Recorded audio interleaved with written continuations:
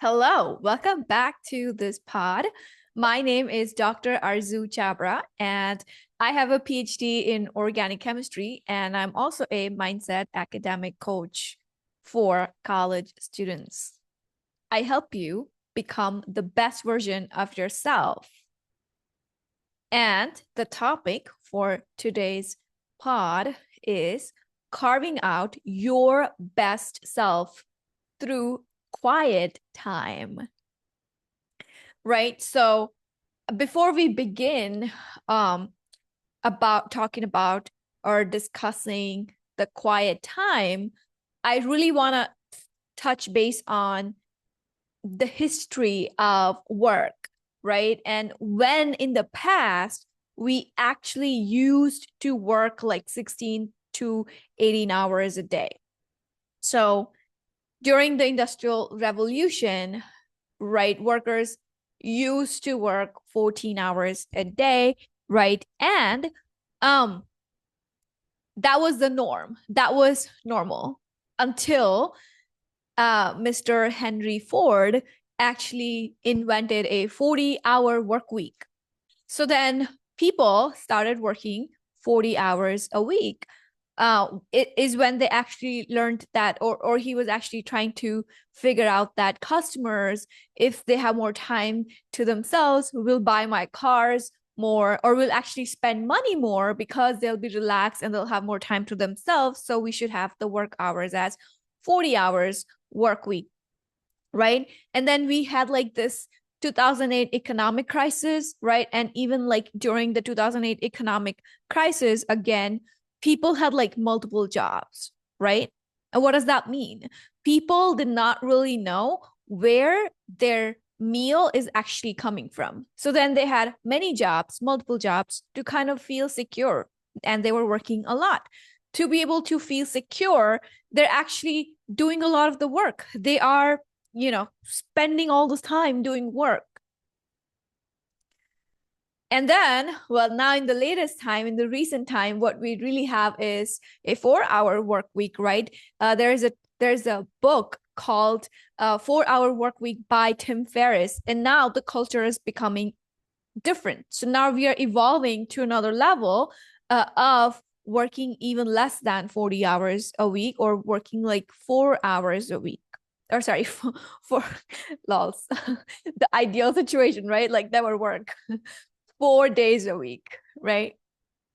So what does that mean, right? That when humans are actually in a survival mode, they don't know where their meal is coming from. We don't actually know where, if we'll have money for the future. We will not know if we'll have saved up for a rainy day or not. That is when we behave, or we used to behave, like just work all the time. So working all the time is actually more like a survival mode instinct, right? Okay, we don't know what's going to happen. So it's like so insecure, so like not um not so secure, not so confident about their skills. Like the economic situation is really bad, so that working too much is just a product of all of that societal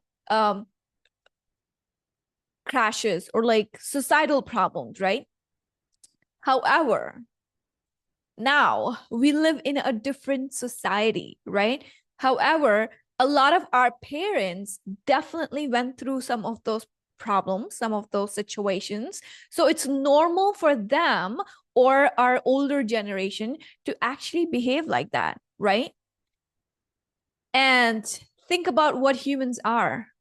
Like human beings are just like copycat monkeys, right? We learn from what other people are doing. So when we see our older generation, when we see our parents working all the time and not actually knowing when to stop, we learn that because we are monkeys. We actually learn from other people. Our behaviors are nothing but learned habits from what we see around us, right? So then we also start to equate working longer equals being more productive, right? Working more equals being more busy equals being a person who is like so confident, who knows where their meal is coming from, a person who is secure. But does that have to be true? Because our work culture is now shifted. Our work is now shifted, right? There are companies today, even if you don't work for yourself, there are companies today that value productivity, that will value the amount of hours or the amount of work that you produce in less number of hours. There are companies that value creativity. There are companies that will value your impact of the work that you do. I mean, the work culture is now different. So there are possibilities, there are chances that even if you work in a big company, that you would be able to have quiet time, right? You'd be able to work less and still get paid a good amount, because our work culture is now different, because you are allowed to be productive. You're now allowed to spend less time on work. So I know what you're already thinking, that, okay, let's back up. Okay, I'm not working. I'm in school. I am a student. I have a part-time job, and I also go to school. I do my homework. Fridays and Saturdays are Saturday nights are when I do my homework when I get back from classes. I am so tired and so exhausted that I'm like always just trying to recharge by using TikTok, right? And you're always on social media, and there is just no time to shut off, because I have a credit card debt and I have a loan to pay off, and da da da da da, right? So how can I stop? And if you're thinking that I'm mostly referring to working individuals, or people who are like in their career journeys, and those are the people who can actually take the time off, or those are the type of people who can actually spend time to themselves, then first of all, I do want to reiterate the fact that this pod is specifically focused on students, right? That I work for students. And two, that I'm challenging you that even if you are not working, and even if you are in school and you have a part-time job, right? You have to do all these things. You're doing volunteering work, you're a pre-med, and you have to do internships and da da da da da. You have no time. I am challenging you that creating a quiet time for yourself will actually help you pay off your loans faster. I'm challenging you that having a quiet time to yourself will help you do your homework faster. That actually having quiet time to yourself will help you become the best version of yourself. Okay, and what does that really look like? What does quiet time actually mean? So let's talk about that, right? So quiet time really means that you are actually just sitting down with your feelings, okay? So if you're afraid of how your results are going to look like when you are preparing for MCAT, if you're scared that how your organic chemistry exam will look like, or how your scores are going to impact your overall score, or whatever the situation is, whatever you're affected by, we all have fears on an everyday basis. We are all emotional human beings, right? Emotional beings. You could be writing, journaling about those fears. And like I mentioned in one of my previous videos, one of the great one of the great ways to acknowledge, release the fears that are coming up in your everyday life is to do a brain dump, release the noise, write down everything on a piece of paper and just release that. Like When you have your fears on a piece of paper, they have less power over you because now they've released your system and now they're on a piece of paper. So you could be doing the brain dump journaling in your quiet time, or you could be doing nothing in your quiet time. Third, you could be walking, taking a leisure walk in your quiet time when you're actually able to connect to yourself.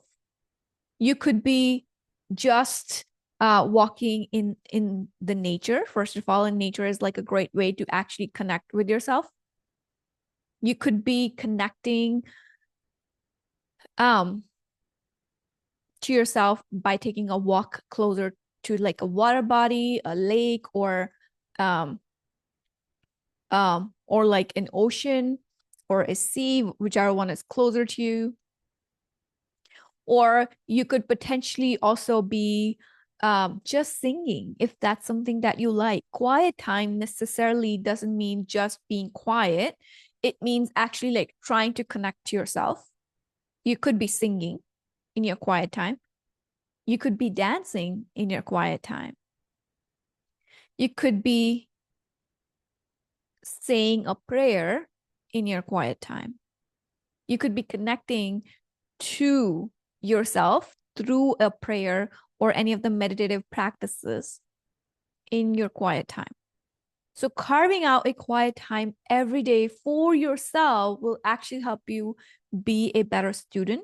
It will actually help you be better at your job. Because if you have the quiet time, you'll be more productive.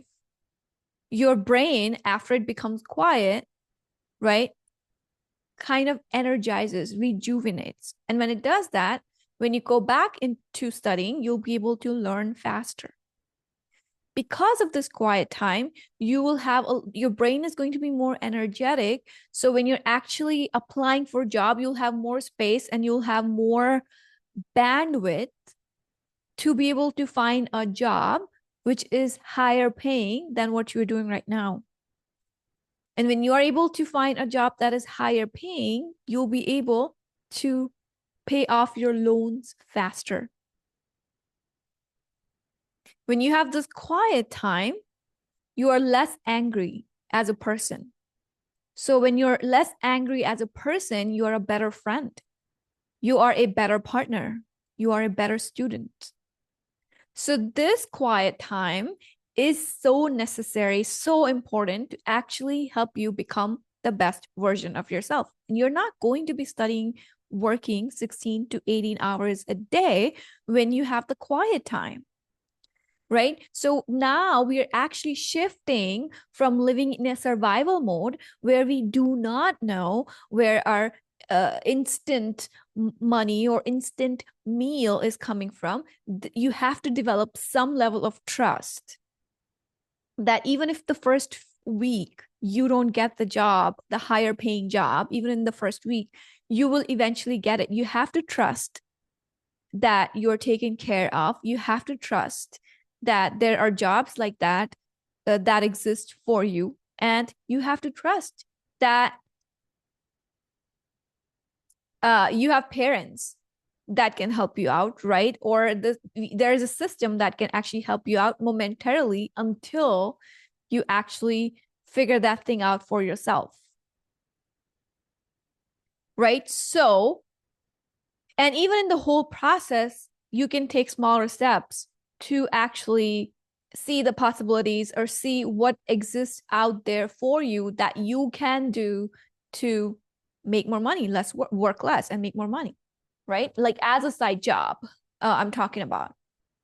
Or even thinking about how important it is to even have a side job in the first place. If you could just make all that money with a great internship, and if you just diverted your attention to getting a good internship just so you wouldn't need to actually work all these extra hours. All that money can become, or you can get all that money from your summer vacation or from your internship during the summer. And again, this quiet time can help you become more directional, right? So this quiet time is more like a sacred time for yourself. It's more like a sacred entity that you need to protect for yourself. Oh, you don't need to. You can want to, and that depends on what your priorities are in your life, right? Okay.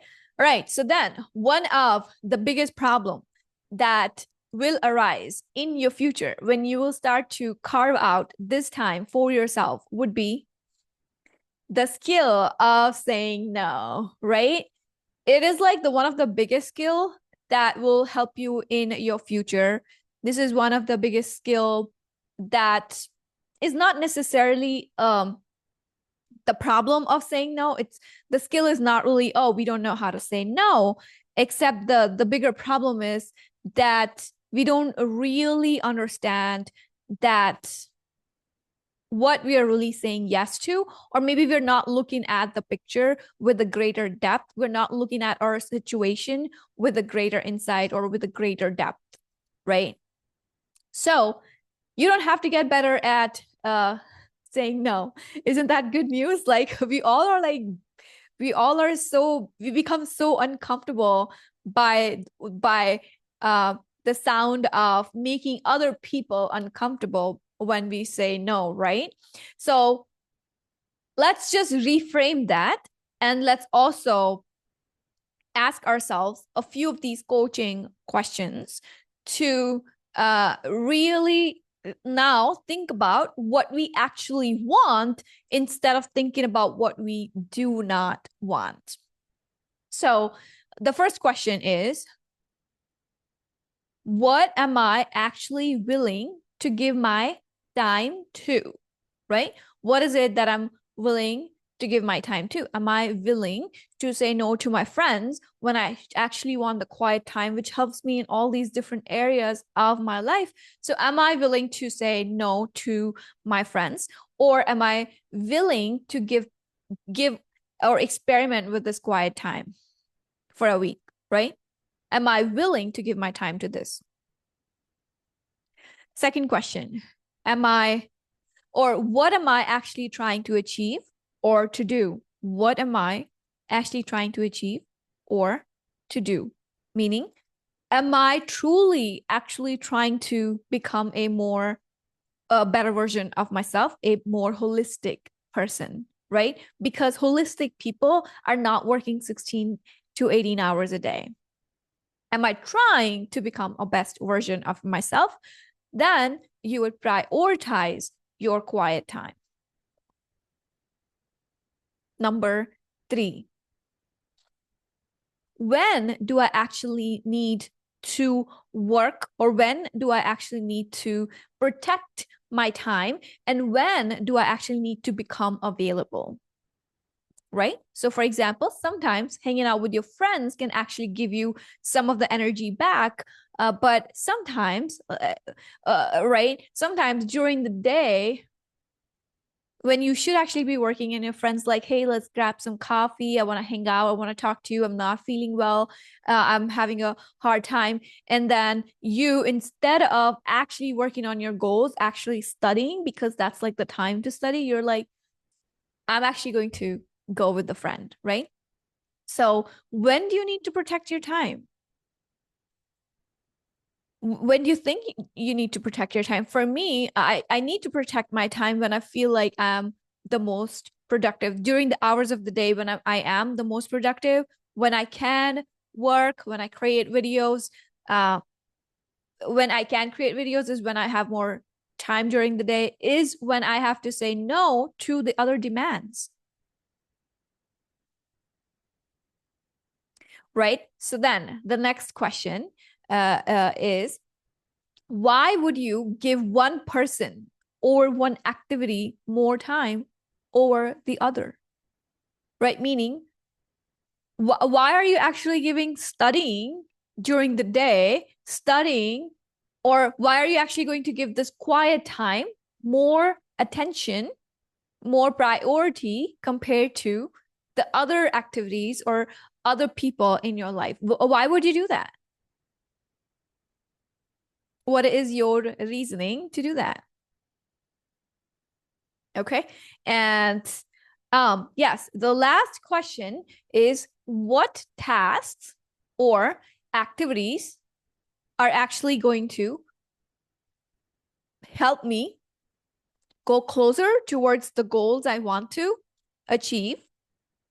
And what activities are not going to help me go closer to the goals or activities that I do not want to achieve? Or I think I missed it, right? So, what activities